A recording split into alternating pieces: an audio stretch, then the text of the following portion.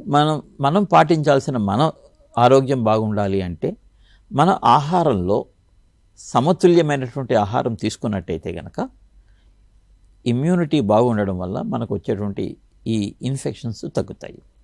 రెండోది సరైన నిద్ర, సరైనటువంటి వ్యాయామం, వాటర్ సరైన క్వాంటిటీలో తీసుకోవాలి.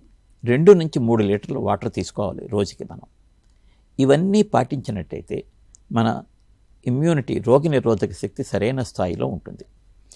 ఎక్కువగా అలసిపోయినా రోగనిరోధక శక్తి తగ్గుతుంది, ఎక్కువ పడుకున్నా సరే రోగనిరోధక శక్తి తగ్గుతుంది. సో మన దైనందిన చర్యల్లో ఒక రకమైనటువంటి డిసిప్లిన్ పాటించినట్టయితే కనుక ఈ ఇబ్బందులు తక్కువగా ఉంటాయి. అలాగే మన ఆహారంలో స్పైసెస్ అంటే మిర్చి, కారం, మిరియాలు, పసుపు, ఇతర ద్రవ్యాలు, వీటన్నిటి వల్ల ఏంటంటే మన శరీరంలో రోగనిరోధక శక్తి మంచి స్థాయిలో ఉంటుంది. అలాగని ఎక్కువ మిరపకాయలు తింటే అల్సర్ వస్తుంది, అలా కూడా చేయకూడదు.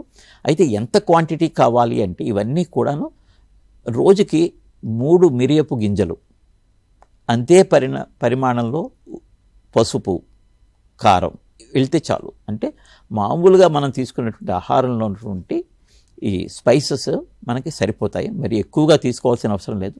వీటన్నిటికీ కొద్దిగా పసుపు కనుక యాడ్ అయినట్టయితే ఈ ద్రవ్యాలలో ఉన్నటువంటి రోగ నిరోధక కారకాలు పసుపు వల్ల, మిరియం వల్ల మన శరీరంలోకి బాగా అబ్జార్బ్ అవుతాయి. సో మిరియం పెప్పర్ వాడడం అనేది ఈ వర్షాకాలంలో కొద్దిగా మంచిది అని చెప్పుకోవచ్చు.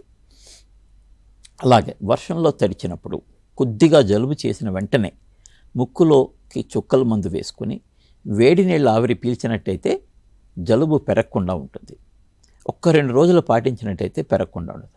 అయితే వేడి నీళ్ళలో కొంతమంది పసుపు, వేరే వేరే ద్రవ్యాలు వేస్తూ ఉంటారు.